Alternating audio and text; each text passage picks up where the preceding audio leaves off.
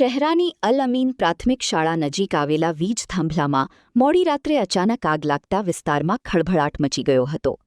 આગની ઘટનાના પગલે આસપાસના વિસ્તારમાં વીજ પુરવઠો ખોરવાઈ જતા અનેક ઘરો અંધારપટમાં ગરકાવ થયા હતા. ઘટનાની જાણ થતાં જ એમજીવીસીએલના કર્મચારીઓ તાત્કાલિક ઘટનાસ્થળે દોડી આવ્યા હતા અને જરૂરી કાર્યવાહી હાથ ધરી વીજ પુરવઠો પુનઃ શરૂ કર્યો હતો. સમયસર કામગીરી થતાં મોટી દુર્ઘટના ટળી હોવાનું સ્થાનિકોએ જણાવ્યું હતું. સ્થાનિકોના જણાવ્યા મુજબ ગજનવી મસ્જિદ પાછળના વિસ્તારમાં અવારનવાર વીજળી ગુલ થવાની સમસ્યા સામે આવી રહી છે. વીજ થાંભલામાં આગ લાગવાની ઘટનાએ વીજ વ્યવસ્થાની જર્જરિત સ્થિતિ અંગે અનેક સવાલો ઊભા કર્યા છે. ચોમાસાની ઋતુ નજીક આવી રહી હોવાથી સ્થાનિકોએ વીજ પોલ અને લાઇનોનું તાત્કાલિક મેન્ટેનન્સ કરવાની માંગ ઉઠાવી છે. લોકોનું કહેવું છે કે સમયસર કામગીરી નહીં થાય તો વરસાદી મોસમમાં વારંવાર વીજ પુરવઠો ખોરવાવાની સમસ્યા વધુ ગંભીર બની શકે છે. અલ અમીન સ્કૂલ આવેલી છે, એની બાજુમાં છે ને વીજ પુલ આવેલો છે.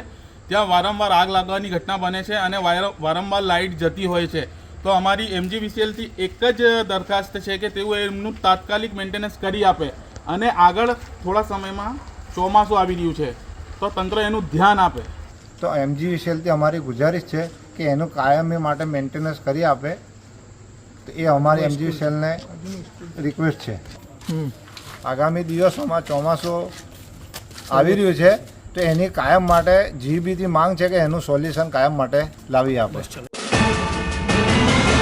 યુટ્યુબ પર KNK મીડિયા નેટવર્કને સબસ્ક્રાઇબ કરો, ફેસબુક અને ઇન્સ્ટાગ્રામ પર ફોલો કરો અને દરેક પોસ્ટને લાઇક અને શેર કરવાનું ભૂલશો નહીં.